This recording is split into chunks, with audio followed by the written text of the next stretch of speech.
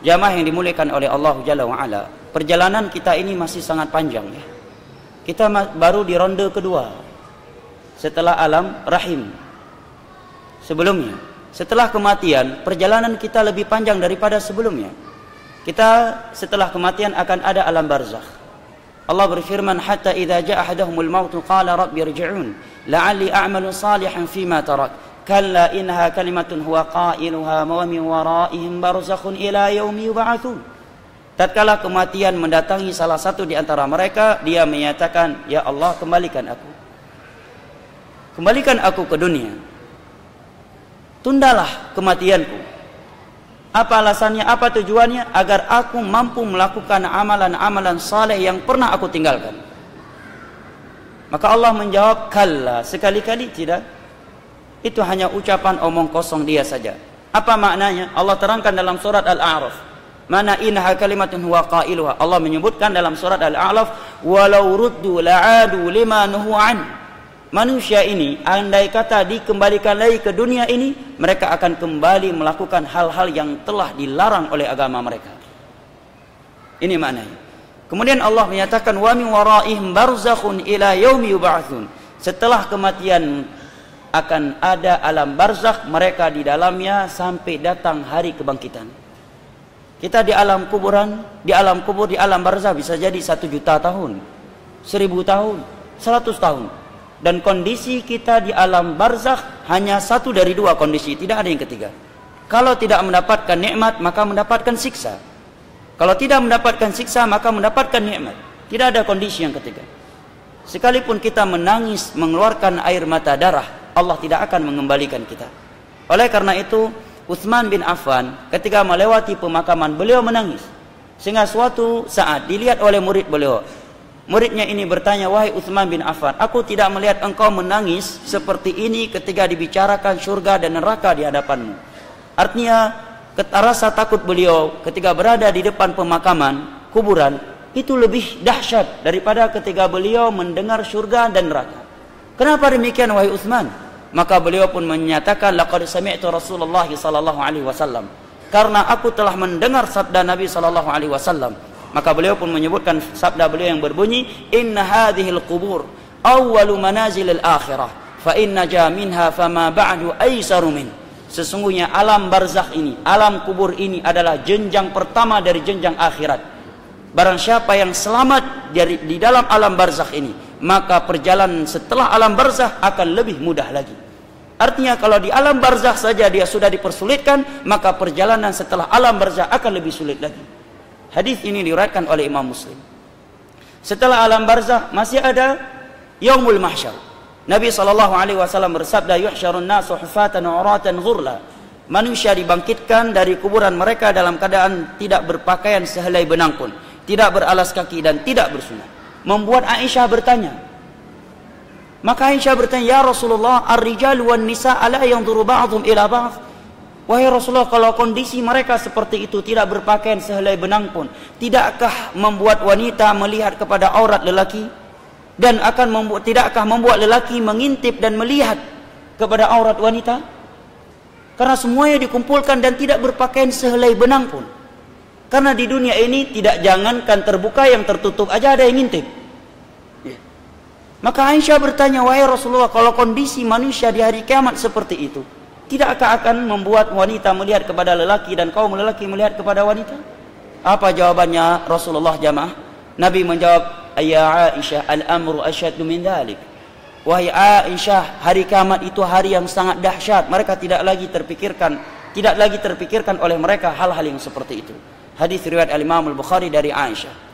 Di dalam hadis Miqdad bin Al-Aswad yang diriwayatkan oleh Imam Muslim, Nabi menyebutkan tudna syamsu minan nas yaumal qiyamah qadral mil. Matahari di hari kiamat didekatkan dari manusia sejarak 1 mil.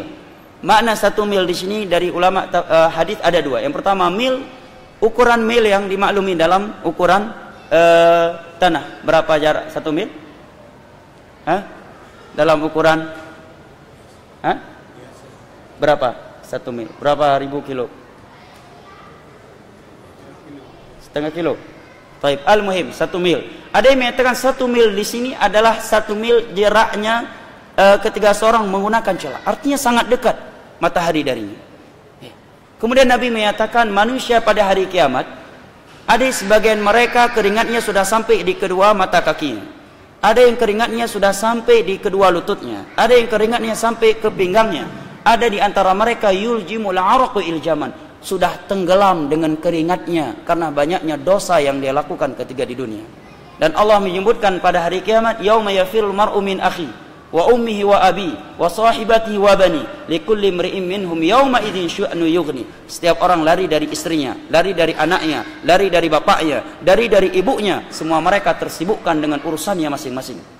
Bahkan Allah menyebutkan dalam surat Al-Ma'arij, yawaddul mujrimu law yaftaji min 'adzabi yaumi idzin bibani wa sahibatihi wa akhi wa fasilatihi allati tu'wi wa man fil ardi jami'an thumma yunji. Pada hari kiamat orang yang banyak melakukan dosa, dia berangan-angan kalau orang tuanya, anaknya, istrinya dan seluruh manusia bisa dia jadikan sebagai tebusan dia dari api neraka. Artinya kalau diberikan pilihan, kamu yang masuk neraka atau ibumu, dia akan memilih ibu saya saja, jangan saya. Karena dahsyatnya hari kiamat. Setelah padang mahsyar akan ada hisab, dan hisab itu ada dua. Yang pertama arad, pemaparan. Allah sebutkan dosa hamba tersebut, kemudian ketika dia sudah pesimis dari rahmat Allah, Allah menyatakan laqad sartatuha 'alaika fid dunya wa ana aghfiru lakal yauma. Di dunia aku telah aku tutupi dosa kamu ini, maka pada hari ini aku akan mengampuninya. Ini hanya pemaparan, tidak didiskusikan oleh Allah. Ini hisab yang disebut dengan arad. Hadisnya riwayat Imam Muslim. Yang kedua niqash. Hisab yang bentuknya niqash, diskusi dari Allah. Maka Nabi menyatakan man nuqisha fil hisab udzib. Barang siapa yang didiskusi oleh Allah terhadap dosa-dosa yang dia lakukan, maka pasti dia akan diadab setelah itu. Artinya kalau sempat Allah bertanya, kenapa kamu melakukan ini? Kenapa kamu melakukan ini? Kenapa kamu melakukan ini? Maka orang yang seperti ini hisabnya, kata Nabi, udzib, pasti akan diadab setelah itu. Setelah hisab akan ada mizan. Setelah mizan akan ada perintah mengambil buku catatan amalan. Kalau kita mengambil dengan tangan kanan dari sebelah kanan, maka kita akan beruntung.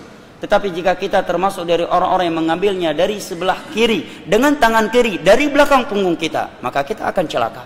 Sebagaimana yang Allah sebutkan dalam surat Al-Insyiqaq. Setelah itu belum selesai jamaah. Masih ada as-sirat.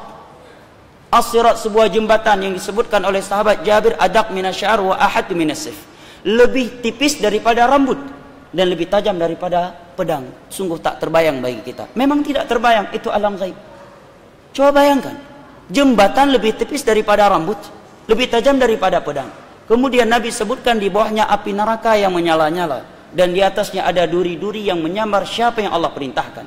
Sehingga Nabi menyebutkan di antara mereka ada yang melewatinya secepat kilat, ada yang secepat mata memandang, ada yang secepat kuda, ada yang secepat orang yang berlari. Ada yang berjalan kemudian jatuh sehingga tersungkur ke dalam api neraka yang ada di bawahnya. Setelah itu barulah surga dan neraka jika kita tidak termasuk dari golongan yang Allah hentikan di qantarah setelah as-sirat. Apa itu qantarah? Tempat penegakan qisas.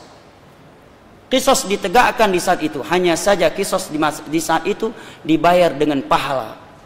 Kalau pahala kita tidak cukup untuk membayar kezaliman kita kepada orang-orang yang pernah kita zalimi ketika di dunia pada harta mereka, kehormatan mereka atau darah mereka, maka kata Nabi dosa-dosa mereka Allah kumpulkan, Allah timpakan kepada orang yang pernah melakukan kezaliman kepada mereka. Sehingga pada hari kiamat bisa jadi orang di dunia nggak pernah berzina, bertemu dengan Allah menanggung dosa zina. Karena korban kezalimannya itu pernah berzina, dan pahala ibadah dia tidak cukup membayar kezaliman dia kepada korban dia tersebut. Bisa jadi dia di dunia tidak pernah korupsi, tetapi bertemu dengan Allah membawa dosa korupsi karena dia pernah menzalimi orang yang korupsi. Bisa jadi di dunia dia tidak pernah berjudi, tidak pernah menjadi LGBT, tetapi pada hari kiamat membawa dosa itu semuanya karena korban dia ada di antara mereka dan pahala ibadah dia tidak cukup untuk menebus kezaliman dia terhadap mereka. Itu yang disebut oleh Nabi di dalam hadis yang diriwayatkan oleh Imam Bukhari dari Abu Hurairah dengan sebutan al-muflis, orang yang pailit. Setelah itu baru surga dan neraka. Itu pun kalau kita tidak termasuk dari ashabul a'raf. Satu surat dalam Al-Quran bernama Al-A'raf. Ya, bisa dilihat pada surat tersebut penjelasannya. Disebutkan oleh Imam Ibnu Katsir di dalam tafsir beliau pada surat ini, sebuah riwayat dari Imam Ahmad bahwa ashabul a'raf ini Allah berhentikan mereka di antara surga dan neraka tatkala amal kebaikan mereka seberat amal keburukan mereka. Amalan keburukan mereka seberat amal kebaikan mereka. Mereka tidak langsung dimasukkan ke dalam surga karena amal kejelekan mereka seberat kebaikan mereka, dan mereka juga tidak langsung dimasukkan ke dalam neraka karena amal kebaikan mereka seberat amal kejelekan mereka. Sampai Allah memutuskan hukumnya kepada mereka sesuai dengan keadilan dan hikmahnya.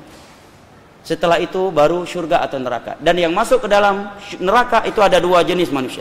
Yang pertama, dia masuk dan tidak akan keluar darinya lagi, yaitu orang-orang kafir atau orang-orang muslim tetapi melakukan pembatal keislaman dan belum bertobat darinya ketika mati. Yang kedua, mukmin yang bermaksiat. Dia masuk ke dalam neraka hanya mampir, dibersihkan dari dosanya, setelah bersih baru dimasukkan ke dalam sebuah sungai yang dengan itu dia akan suci, kemudian dimasukkan ke dalam surga. Apakah kita merasa tenang mendengarnya? Andai kata kita mampir, satu hari di hari kiamat paling pendek Allah katakan seperti 1000 tahun di dunia ini. Sebagian hari yang lainnya Allah menyatakan khamsina alfasana, seperti 50.000 tahun di dunia ini panjangnya. Siapa yang mampu bertahan? Berarti kalau kita mampir dalam neraka 7 hari, berarti maknanya kita telah disiksa, dibakar dalam api neraka selama 7.000 tahun. Itu paling pendeknya. Perjalanan masih sangat panjang jamaah. Semua kita akan mempertanggungjawabkan apa yang kita perbuatkan. Masing-masing di antara kita memperhatikan perbuatannya diri sendiri, jangan sibuk surga orang lain, ternyata surganya sendiri tidak terpikirkan.